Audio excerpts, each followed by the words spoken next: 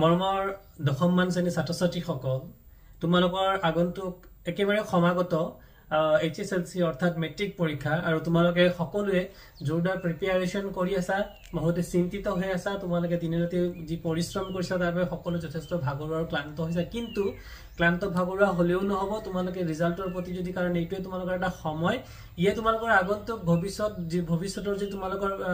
তোমালোকৰ যি কেৰিয়াৰ তোমালোকৰ যি পঢ়া শুনাৰ যি দিক সেই দিকটো নিৰ্ধাৰণ কৰিব গতিকে তোমালোকে থাকনা মানাহে ভাগৰুৱা হৈ নাযাবা গতিকে মোৰ ফালৰ পৰা তোমালোকক যিখিনি দশমমান শ্ৰেণীৰ ছাত্ৰ-ছাত্ৰীসকল আছে যিসকলে মেট্ৰিকত অৱতীৰ্ণ হ'বা তো সকলোকে মোৰ ফালৰ পৰা মই শুভেচ্ছা জ্ঞাপন কৰিছো আৰু তোমালোকে বহুতে নাৰ্ভাছ ফিল কৰিছা আৰু নাৰ্ভাছ ফিল নকৰিবা বিশেষকৈ মই আজি এই ভিডিঅ'টোত এইটো ক'বলৈ গৈ আছো যে তোমালোকে এতিয়া আজিকালি MCQ ব্যৱস্থা যি আছে বা MCQ যি 45 নম্বৰ আহে সেই 45 নম্বৰটোত কেনেকৈ তোমালোকে মাৰ্কস কেৰি অন কৰিবা তাক লৈ যথেষ্ট চিন্তিত হৈ আছে গতিকে অন্য সকলৰ দৰে মই তোমালোকক মিছা কিছুমান আশ্বাস দিবলৈ আহা নাই কিন্তু তোমালোকক দুটামান মই ট্ৰিক্স ক'বলৈ আহিছো যে কেনেকৈ তোমালোকে মেট্ৰিকৰ পৰীক্ষাত মানে MCQত ভাল এটা মাৰ্কস মানে কেৰি অন কৰিব পাৰিবা গতিকে তোমালোকে যিসকলে দুটা পাৰ্ট এটা MCQ আৰু এটা আছে তোমালোকৰ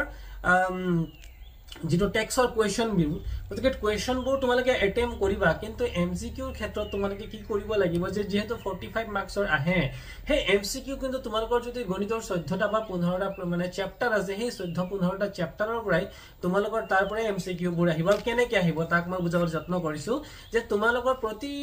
প্ৰতিটো চেপ্টাৰৰ সন্মুখত যিবোৰ ফৰ্মুলা ইউজ হৈছে দীঘা সমীকৰণৰ ফৰ্মুলাই হওক বা পৃষ্ঠকালি আৰু আয়তনৰ ফৰ্মুলাই হওক বা এপিৰ ফৰ্মুলাই হওক যি ফৰ্মুলাবোৰ ইউজ হৈছে এই প্ৰত্যেকটো ফৰ্মুলা তোমালোকে যদি দহাই ভালকৈ যদি ৰিপিট কৰিবলৈ ফৰ্মুলাবিলাক তোমালোকে মনত ৰাখিব পাৰা গতিকে এই ফৰ্মুলাবিলাকৰ পৰাই তোমালোকৰ যথেষ্ট মাৰ্কস কেৰি হ'ব আৰু 45 তোমালোকে নেপালেও অন্ততঃ 35 তোমালোকে পাবলৈ সক্ষম হ'ব যদি ফৰ্মুলাবিলাক তোমালোকে ভালকৈ মন দি পেলাই গাইড কৰি লোৱা নিজকে তো ফৰ্মুলা বিলাক কেনেকৈ কৰিবা যে ধৰি লোৱা যে আমাৰ এটা চেপ্টাৰ আছে যে ৰেখাৰ ওপৰত যে আমাৰ ৰেখাবোৰ যে আমি কিছুমান সমীকৰণ যে কটাকটি কৰা ৰেখা বা সমান্তৰালভাৱে যোৱা ৰেখা বা যাৰ নেকি এটা মাত্ৰ সমাধান থাকিব এই কেটাৰ টপিকৰ ওপৰত তোমালোকৰ 2 মাৰ্ক প্ৰতিবাৰ MCQ 2 মাৰ্ক তাৰ পৰা আহি গতিকে হি তাৰ পৰা তোমালোকে যেটো 2 মাৰ্ক এটা তাৰ পৰা পাবাই গতিকে পাৰ চেপ্টাৰত যদি তোমালোকে 3 নম্বৰকে আহে আৰু 3 নম্বৰৰ ভিতৰত যদি দুটাকেও শুদ্ধ কৰিব পাৰা তেতিয়াহলে 2-15-30 আৰু যদি তেনেকৈ যদি তোমালোকৰ চেপ্টাৰ বেছি হয় বা তিনটা যদি শুদ্ধ কৰিব পাৰা তেতিয়াহলে 3-15-45 নম্বৰ তোমালোকে পাবলৈ সক্ষম হ'বা গতিকে আমি প্ৰথম যত্ন কৰিব লাগিব যে আমাৰ যি ফৰ্মুলা বিলাক এই সৰু সৰু ফৰ্মুলা বিলাকৰ পৰা আমি যদি চাই লওঁ ফৰ্মুলা বিলাক যদি ভালকৈ আমি যদি এপ্লাই কৰো আৰু ফৰ্মুলা বিলাকৰ কেনে ধৰণে কোৱেশ্চন আহিব এইটো যদি আমি ভালকৈ যত্ন কৰো তেতিয়াহলে নিশ্চয় আমি মাৰ্কস কেৰি অন কৰিব পাৰিম মই আজি এই ভিডিঅ'টোত তোমালোকৰ দুটা বা তিনটা বা চাৰিটা পাঠ মই চেষ্টা কৰিম তোমালোকক ফৰ্মুলা বিলাক তোমালোকক মানে অকমান ৰিপিট কৰিবৰ কাৰণে আৰু এই ভিডিঅ'টোত মই প্ৰায় দশমমান শ্ৰেণীৰ তোমালোকৰ যি ফৰ্মুলাবোৰ মই এটা এটাচ কৰিবলৈ মই যত্ন কৰিম তোমালোকৰ যাতে একে থুৰতে তোমালোকৰ ফৰ্মুলা বিলাক তোমালোকে চাই যাব পাৰা তা আহাচোন আমি এটা ফৰ্মুলা কৰাব যাবলৈ যত্ন কৰো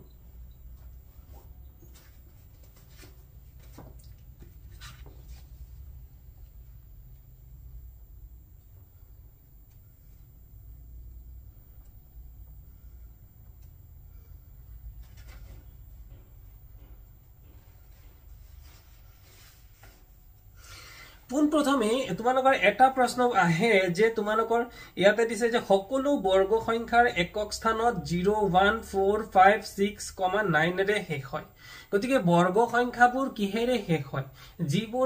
যিবোৰ সংখ্যাৰ এককৰ স্থানৰ অংকটো 0 1 4 5 6 আৰু 9 হে হয় সেই সংখ্যাবোৰ এটা বৰ্গ সংখ্যা হ'ব তে এইটো এটা প্ৰশ্ন তোমালোকৰ আহে শৰ্ট কোৱেশ্চনত যে তলৰ কোনটো এটা বৰ্গ সংখ্যা হ'ব গতিকে এই বস্তুটো এই নিয়মটো আমি প্ৰথম কথা আমি ভালকৈ চাব লাগিব তাৰ পিছত আছে বৰ্গমূল আৰু ঘনমূলৰ চিন গতিকে বৰ্গমূল আৰু ঘনমূলৰ চিনটোৰ ডিফাৰেন্সটো কি গতিকে বৰ্গমূল কেনেদৰে লিখা হয় বা ঘনমূল কিদৰে লিখা হয় গতিকে এই বস্তুবোৰ কিন্তু তোমালোকে ভালকৈ ক্লিয়াৰ হ'বা তোমালোকৰ কনসেপ্ট যদি ক্লিয়াৰ হয় মই এশ্যোৰ দি ক'ব পাৰো তোমালোকে এটলিষ্ট 30 মাৰ্কস তোমালোকে 45 ভিতৰত নিশ্চয় ল'ব পাৰিবা আৰু মই চেষ্টা কৰিম আজি এই ভিডিঅ'টোত কিদৰে তোমালোকৰ কনসেপ্টবোৰ অলপ হলেও ক্লিয়াৰ কৰাব পাৰো তাৰ পিছত আহিল সূচক বা ঘাত গতিকে সূচক বা ঘাতৰ যিকেটা ফৰ্মুলা আছিল a to the power m into a to the power n is equal to a to the power m plus n তেনে ধৰণৰে a to the power m divided by a to the power n is equal to a to the power m minus n তার পিছত a to the power m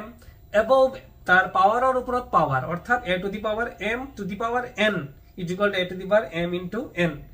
তার পিছত আসলে a to the power minus 1 তাহলে a to the power minus 1 ক আমি কি লিখিব পাৰো a to the power minus 1 ক আমি লিখিব পাৰো minus 1 by a তো গতিকে এই যে শৰ্ট কোয়েশ্চন বিলাক আছে এই শৰ্ট কোয়েশ্চন বিলাক তোমালোকে ভালদৰে চাবা তাৰ পিছত আছিল তৃতীয় খণ্ড অৰ্থাৎ পৰিমিতি মেনচুৰেশন পৰিমিতিত তোমালোকৰ পৰিসীমা সম্পৰ্কীয় যিবিলাক ফৰ্মুলা যেনে ধৰি লোৱা পৰিসীমাৰ ক্ষেত্ৰত আছিল n সংখ্যক বাহু বিশিষ্ট সুষম বহুভুজৰ পৰিসীমা বহুভুজ এটাৰ পৰিসীমা কিমান হ'ব n * বাহুৰ দিশ পিছত আসলে বৰ্গৰ পৰিসীমা কিমান হ'ব 4 * বাহুৰ দিশ আয়তৰ পৰিসীমা 2 * দিক প্লাস প্ৰস্থ সমান্তৰিকৰ পৰিসীমা 2 * এজোৰ সন্নিহিত বাহুৰ দিঘৰ সমষ্টি চতুৰ্ভুজৰ পৰিসীমা চাৰিওটা বাহুৰ দিঘৰ সমষ্টি বৃত্তৰ পৰিধি = 2 পাই * ব্যাসাৰ্ধৰ দিশ 2 পাই r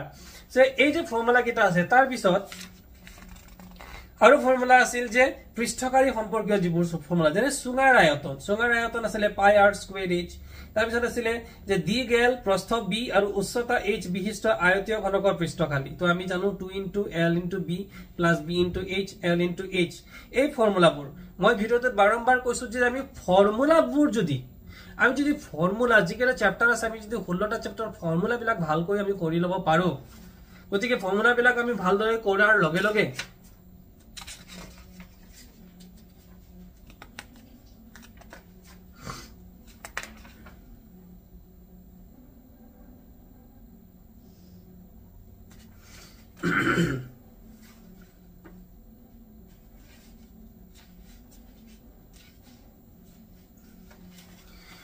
ফৰ্মুলাবোৰ যদি আমি ভালকৈ কৰি লব পাৰো তেতিয়ালে সেই ফৰ্মুলাবোৰ এপ্লাই কৰি আমি প্ৰতিটো যদি ধীৰে ধীৰে কৰো মই ধৰি ললো যে তোমালোকে ফৰ্মুলাবোৰৰ পৰা যিটো প্ৰশ্ন আহিব 30টা কোৱেশ্চন তোমালোকৰ ফৰ্মুলাৰ পৰাই আহিলে যদি 15টা আৰু নাহেও এটলিষ্ট তোমালোকে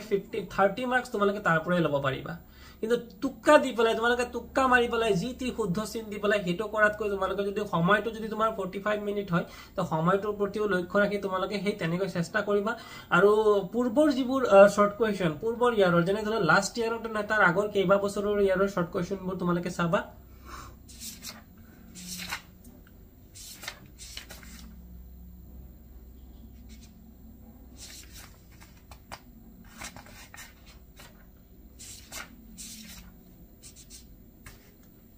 ইয়াৰ পিছত আছে লসাগু আৰু গসাগুৰ যেটো ফৰ্মুলা গতিকে লসাগু গসাগুৰ ফৰ্মুলাটোৰ পৰাও এটা প্ৰশ্ন তোমালোকক উলিয়াবলৈ কিন্তু এটা কোৱেশ্চন তোমালোকৰ আহে আৰু লসাগু গসাগুৰ হল যে কি যে দুটা সংখ্যা যদি থাকে a আৰু b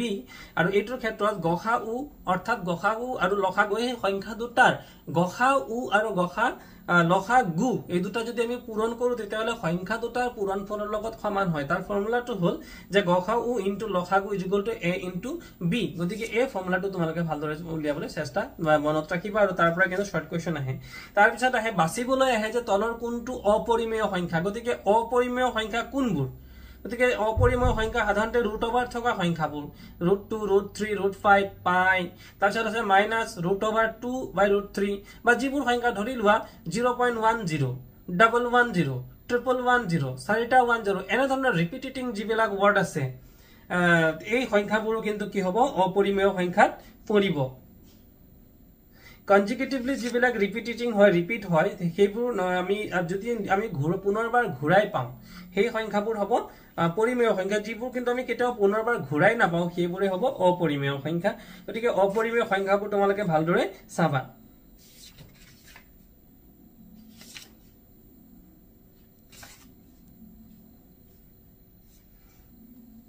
তাৰ পিছতে আহিল তোমালোকৰ সাবধি বা নিৰবধি গতিকে সাবধি আৰু নিৰবধিৰ ওপৰত তোমালোকৰ প্ৰশ্ন আহে প্ৰতি বছৰে তাৰ পৰা তোমালোকে কিন্তু এটা বা দুটা শৰ্ট কোৱেশ্চন পাবাই গতিকে ধৰো x = p/q এটা পৰিমেয় সংখ্যা গতিকে পৰিমেয় সংখ্যা কাক কয় আমি ভালদৰে জানো তো q ৰ মৌলিক উৎপাদকীকৰণত q মানে কি তলৰ হৰটো তলৰ যোনটো সংখ্যা থাকে তলৰ সংখ্যাটোক আমি কেনেদৰে লিখিব পাৰো যে 2 to the power n * 5 to the power n গতিকে 5 ৰ কিবাটা যেন 10 সংখ্যাটো যদি থাকে 10 সংখ্যাটো থাকিলে 2 পূৰণ 5 গতিকে 2 to the power 1 আৰু 5 to the power 2 to the power m আৰু 5 to the power n গতিকে এই সংখ্যাটো এনেধৰণে যিবোৰ সংখ্যা আমি তলত পাম হৰত পাম তেতিয়া হলে n আৰু m অবিয়োগাত্মক এটা সংখ্যা তেন্তে x ৰ এটা দশমিক বিস্তৃতি থাকিব যি পৰিসমাপ্ত বা নিৰৱধি গতিকে কি হ'ব আৰু পুনঃপণিক সৰি অপৰিসমাপ্ত বা নিৰৱধি আৰু পুনঃপণিক গতিকে পুনঃপণিক হ'ব মানে তল 2 to the power n into 5 to the power m এনে অৰ্থত যদি থাকে তেতিয়া হলে সংখ্যাটো কি হৈ যাব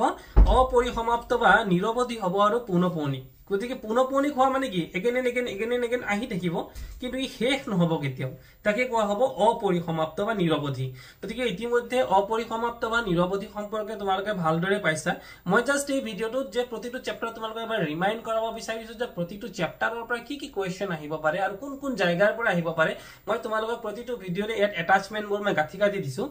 আৰু আমি ওপৰৰ আলোচনাৰ পৰা এই সিদ্ধান্ত ল'ব পাৰো যে প্ৰত্যেক পৰিমেয় সংখ্যাৰ দশমিক বিস্তৃতিটো হয় সাৱধি নহয় নিৰৱধি পুনঃপণিক যিকোনো এটা হ'ব সাৱধি হলে আৰু নিৰৱধি হলে নিৰৱধি পুনঃপণিক মানে কি পুনঃপণিক মানে ৰিপিটিং হইব বাৰে বাৰে ওলাই থাকিব আৰু ইয়াতে কি পুনঃপণিক হেতু আৰু নিৰৱধি মানে হল যে আমি সেই পুনৰায় সংখ্যাটো মানে কি একেবাৰে অপৰিসমাপ্ত অৰ্থাৎ শেষ হৈ কেতিয়াও নাযায় আৰু সাৱধিৰ ক্ষেত্ৰত এটো শেষ হ'ব ৰিজাল্টটো শেষ হৈ যাব বা যদিও হয় আমি একেটা পুনৰবাৰ একেটা সংখ্যা আমি পাম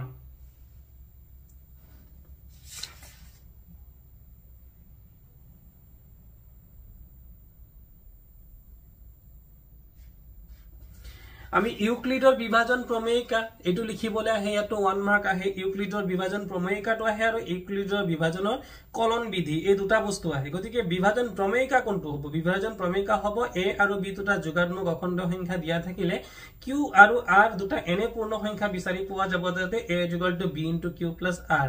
গতিকে এইটো হৈছে ইউক্লিডৰ বিভাজন প্ৰমেয়িক এটো লিখিবলৈ আহে আৰু ইউক্লিডৰ বিভাজন কলন বিধিটো কোনটো ইউক্লিডৰ বিভাজন প্ৰমেয়িকাৰ ওপৰত নিৰ্ভৰ কৰে এইটোৰ মতে দুটা যোগাত্মক সংখ্যা a আৰু b a is greater than b ধৰি গখাউ তলত দিয়া ধৰে পোৱা যায় গতিকে তাৰ মাজত কেইটামান সোপান আছে এই সোপানবোৰ তোমালোকে ভালদৰে চাবা আৰু যেহেতু মই এই সময়খনত তোমালোকৰ সময়বোৰ মই নষ্ট কৰিব বিচৰা নাই গতিকে এই ভিডিওটোত মই এই ফৰ্মুলা বিলাকে মই এবাৰ ৰিপিট কৰিব বিচাৰিছো যেহেতু ফৰ্মুলা বিলাকৰ পৰা তোমালোকৰ শৰ্ট কোৱেশ্চন আহিব গতিকে প্ৰতিটো ফৰ্মুলা চেপ্টাৰৰ ফৰ্মুলা বিলাকে মই আলোচনা কৰিবলৈ গৈ আছো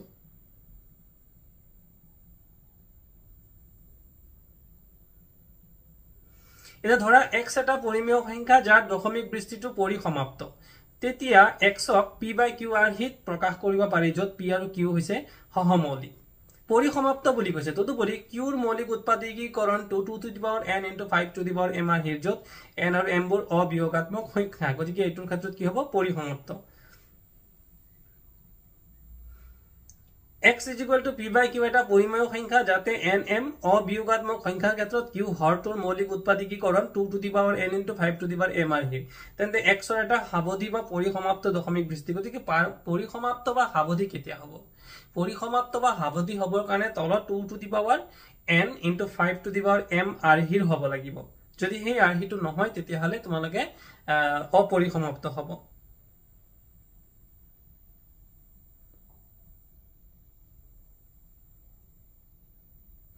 আকৌ যদি x = p/q এটা পৰিমেয় সংখ্যা যাতে হৰ q ৰ মৌলিক উৎপাদকীকৰণ 2 to the power n into 5 to the power m hero নহয় মানে তলৰ সংখ্যাটো যদি আমি 2 to the power n into 5 to the power m হিৰ নেপাও তেতিয়া হলে কি হৈ যাব এটা অবিয়োগাত্মক সংখ্যা হ'ব আৰু যদি তেন্তে x ৰ এটা দশমিক বিস্তৃতি থাকিব যি নিৰৱধি আৰু অপৰিসমাপ্ত আৰু পুনঃপণিক হ'ব তলৰটো যদি আমি 2 to the power n into 5 to the power m পাই যাও তেতিয়া হলে এটো মানে কি হৈ যাব সাৱধি বা পৰিসমাপ্ত হ'ব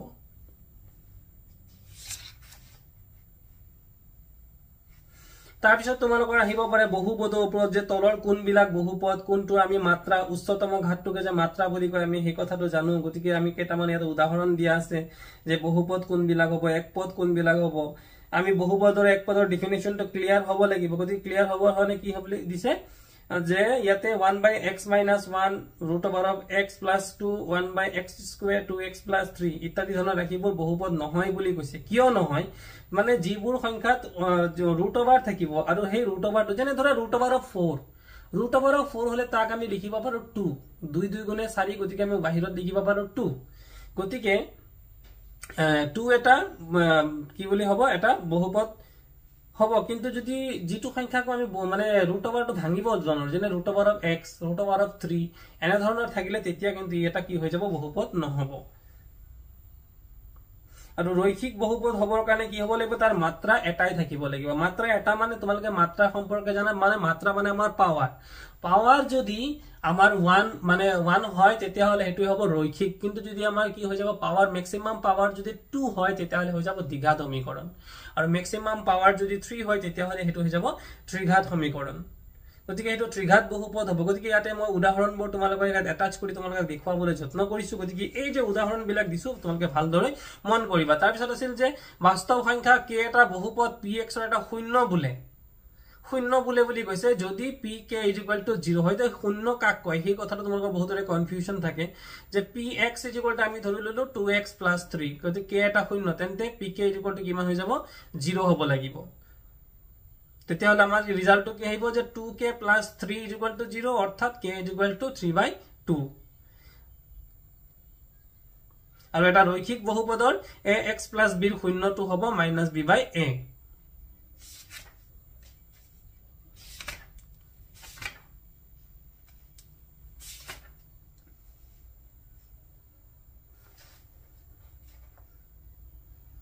এটা কোনো এটা ৰৈখিক দ্বিঘাত সমীকৰণৰ দুটা শূন্য আমি ধৰিলো যে দুটা শূন্য কোনো এটা দ্বিঘাত সমীকৰণ হয় দুটা শূন্য আছে আৰু শূন্য দুটা যদি আলফা আৰু বিটা হয় তেতিয়া হলে আলফা + বিটা = তোমালোকে পাইছা -b/a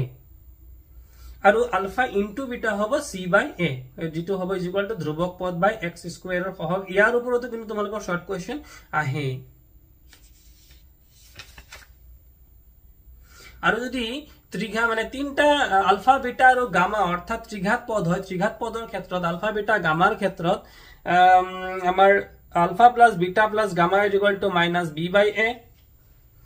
আৰু alpha * beta + beta * gamma + gamma * alpha = c/a আৰু আলফা বিটা গামা = -d/a এই ফৰ্মুলাবোৰ তোমালোকে প্ৰতিটো চেপ্টাৰৰ ফৰ্মুলাবিলাক কিন্তু ভালকৈ চাবা আৰু এই ফৰ্মুলাবিলাকৰ ওপৰতে তোমালোকৰ কি হ'ব কোৱেশ্চন বোৰ আহিব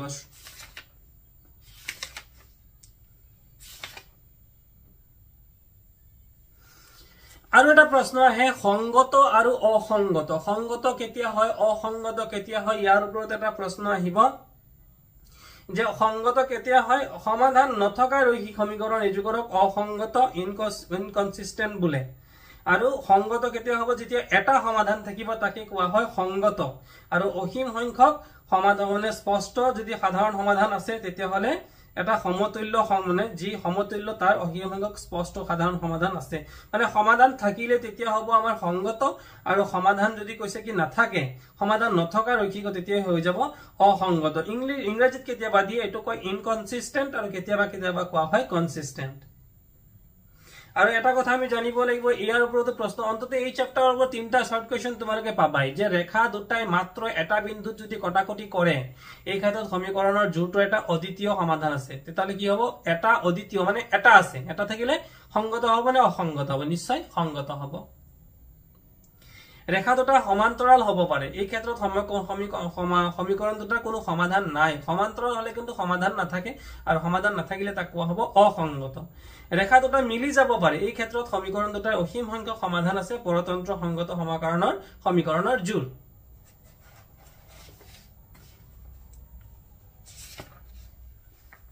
গতিকে তোমালোকৰ এই যে আমি তোমালোকে পাইছা অনুপাতবোৰৰ ৰিজনি লৈখিক প্ৰদৰ্শন আৰু বীজীয় বিশ্লেষণ যে a1/a2 is not equal to b1/b2 যদি হয় তেতিয়ালে কটাকটি কৰা দুটা ৰেখা হ'ব সঠিককৈ এটা সমাধান আৰু অদ্বিতীয় গতিকে সঠিককৈ এটা সমাধান থাকিব গতিকে এটো সংগত হ'ব নে অসংগত হ'ব নিশ্চয় সমাধান আছে গতিকে এটো সংগত হ'ব আকৌ a1/a2 = b1/b2 = c1/c2 তাহলে মিলি যোৱা দুটা ৰেখা হ'ব আৰু অসীম সংখ্যক সমাধান থাকিব সমাধান আছে বুলি কৈছে তাৰমানে এটো সংগত হ'ব আৰু a1/a2 = b1/b2 not equal to c1/c2 যদি হয় তেতিয়ালে সমান্তৰাল দুটা ৰেখা হ'ব আৰু সমাধান নাই সমাধান নাথাকিলে তেতিয়া হ'ব অসংগত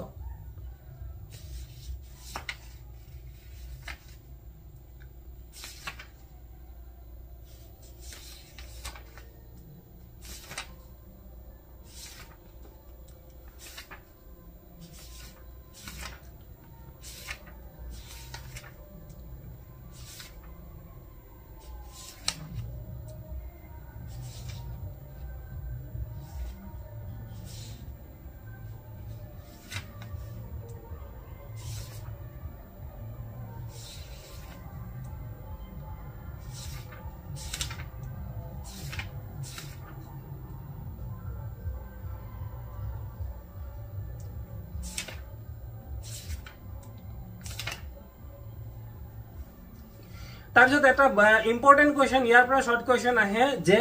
বিবেচিকা বা ভেদ নিৰূপক তোমালোকক কোৱা হয় বিবেচিকা বা ভেদ নিৰূপক এই পাঠটোৰ ওপৰত অৰ্থাৎ দ্বিঘাত সমীকৰণৰ ওপৰত তোমালোকৰ কিছুমান প্ৰশ্ন নিশ্চয়কৈ এইটো চেপ্টাৰৰ ওপৰত অন্তত দুটা কোৱেশ্চন তোমালোকে পাবাই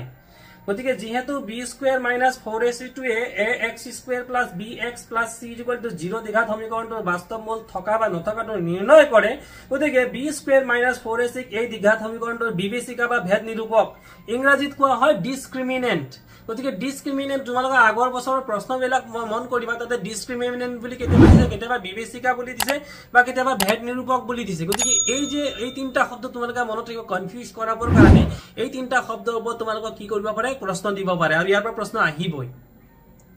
তাৰপিছত দিয়া আছিল যে দুটা স্পষ্ট ভিন্ন বাস্তৱ মূল আছে কেতিয়া থাকে যদি হে b square minus 4ac greater than 0 হয় দুটা সমান বাস্তৱ মূল আছে যদি b স্কয়াৰ মাইনাস 4ac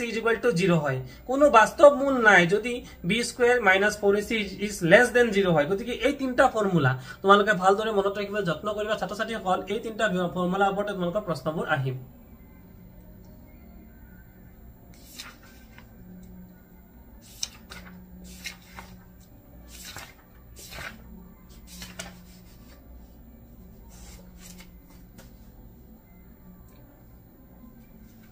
ইতিমধ্যে তোমালোকে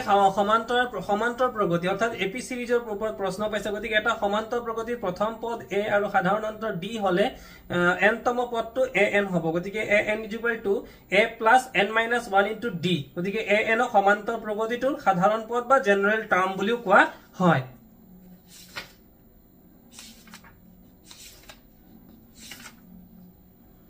গতিকে আমাৰ এই তিনটা ফৰ্মুলা মনত ৰাখিব লাগিব যে s n/2 into twice a plus n minus 1 into d বা সেই s ক আমি আকৌ লিখিব পাৰো s n/2 into a plus an কেতিয়া যদি সমান্তৰ প্ৰগতিৰ মাত্ৰ n টা পদেই থাকে তেতিয়া হলে an l ইয়াত l হৈছে অন্তিম পদ গতিকে আমি যদি 3 নং কন্ডিশন চাও তাৰ পৰা দেখা যায় যে s n/2 into a plus l তাৰপিছত আছে SN ৰ ফৰ্মুলা মুঠ সামেশন অৰ্থাৎ মুঠ যোগফল আমি উলিয়াব লাগে মুঠ যোগফল হৈছে আমাৰ কিমান SN n into n plus 1 divided by 2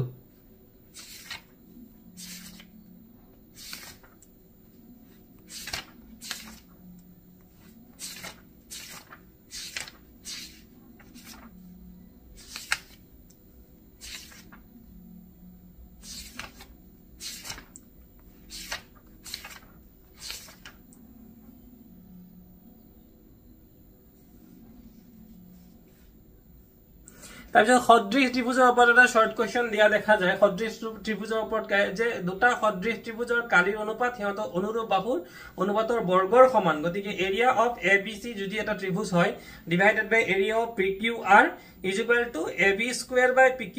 বা AB by PQ whole square BC by QR whole square আৰু CA by RP whole square এই ফৰ্মুলাটো তোমালোকে ভালদৰে মন কৰিবা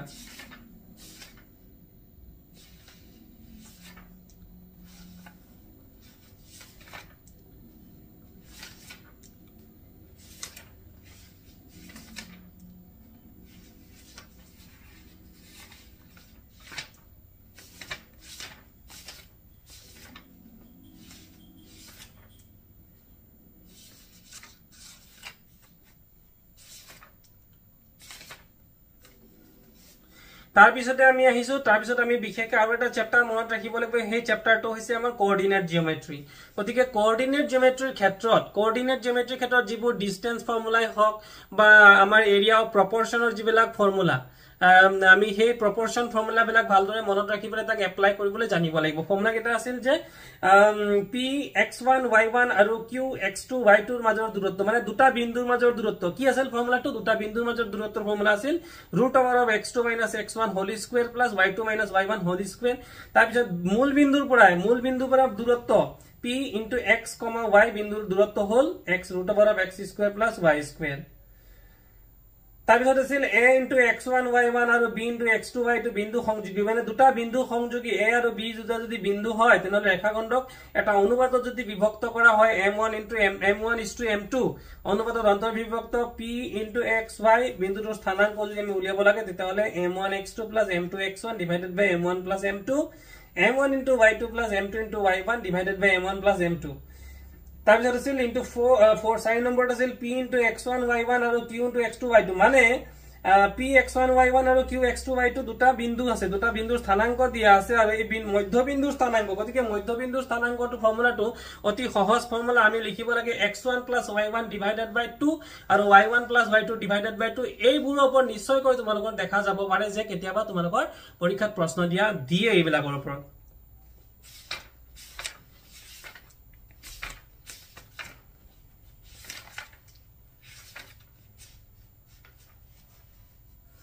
Trigonometric chart to ছাত্ৰ ছাত্ৰী সকল তোমালোকে ভালদৰে মন কৰিবা trigonometric chart to যদি তোমালোকে ভালকৈ শিকি ল'ব পাৰা তাতো এপ্লাই কৰিবলৈ তোমালোকৰ কিছুমান শৰ্ট কোৱেশ্চন আহিব সেইটো এপ্লাই কৰিবলৈ তোমালোকে তাৰ এনসাৰ কৰিবলৈ সমৰ্থ হ'বা তাৰপিছত আছিল যে আমি যদি লিখো যে sin 90 degree minus a equal to কিমান হ'ব সাইনৰ অপজিট টু কি সাইনৰ অপজিট টু হৈছে কি cos গতিকে আমাৰ হৈ যাব কি cos a তাৰপিছত আছিল tan 90 degree minus a equal to হ'ব cot a আৰু sec 90 degree minus a equal to cosec a এনে ধৰণে এই ফৰ্মুলাবিলাক তোমালোকে মন দিবা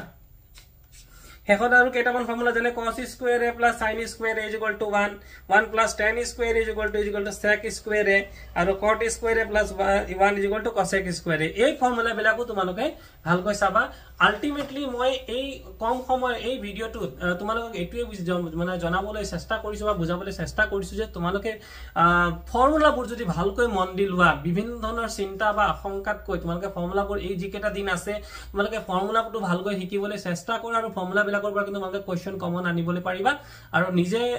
তুক্কা মাৰাতকৈ যিকেটা তোমালোকৰ 45 মাৰ্কছৰ কোৱেশ্চন হ'ব তাত তোমালোকে মানে যদি তোমালোকে 45 টা টাচ কৰিব নোৱাৰা অন্তত যদি 30 মাৰ্কছ শুদ্ধকৈ কৰা তোমালোকে অন্তত 30 মাৰ্কছ তোমালোকে পাবলৈ সক্ষম হ'ব গতিকে যদি তোমালোকৰ ভিডিওটো ভাল লাগে তেতিয়াহলে ভিডিওটো লাইক কৰি দিবা ছাত্ৰ ছাত্ৰীসকল তোমালোকৰ বহুমূলীয়া সময় মই লৈছো গতিকে এই সময়কণ তোমালোকৰ অতি গুৰুত্বপূৰ্ণ সময় তোমালোকক HSLC ৰ বাবে সকলোকে বিশেষকৈ অংকৰ ক্ষেত্ৰত এটা শুভেচ্ছা মই জ্ঞাপন কৰিলো আৰু যদি ভিডিওটো ভাল লাগে তোমালোকে বন্ধুৰ মাজত শেয়াৰ কৰি দিবা কথাবোৰ গুৰুত্বপূৰ্ণ বুলি যদি ভাবিছা তোমালোকে ফৰ্মুলাবোৰ মন দিবা আৰু তোমালোকক যদি এই ফৰ্মুলাবোৰৰ ওপৰত বিশদভাৱে অংক তোমালোকক যদি শৰ্ট কোৱেশ্চন লাগে তোমালোক কমেন্ট বক্সত কমেন্ট কৰিবা তোমালোকক কিছুমান মই শৰ্ট কোৱেশ্চন ইতিমধ্যে অন্তত 100 টা শৰ্ট কোৱেশ্চন মই ভালকৈ এক্সপ্লেইন কৰি দিম গতিকে সেই ফৰ্মুলাবোৰক যাতে তোমালোকে উপকৃত হ'ব পাৰা গতিকে আজিলৈ মই ভিডিওটো ইমানখিনি সামৰিছো তোমালোকৰ ভিডিওটো ভাল লাগিলে বন্ধুৰ মাজত শেয়াৰ কৰি দিবা আৰু মোৰ লগত যোগাযোগ কৰিবৰ বাবে কমেন্ট কৰিবা মোৰ চেনেলটো তোমালোকে 9 10 ৰ সকলোবোৰ বিজ্ঞানৰ অংকৰ প্ৰশ্নবোৰ পাবলৈ সমৰ্থ হ'বা ভাল লাগিলে তোমালোকে চেনেলটো লাইক আৰু সাবস্ক্ৰাইব কৰি দিবা থ্যাংক ইউ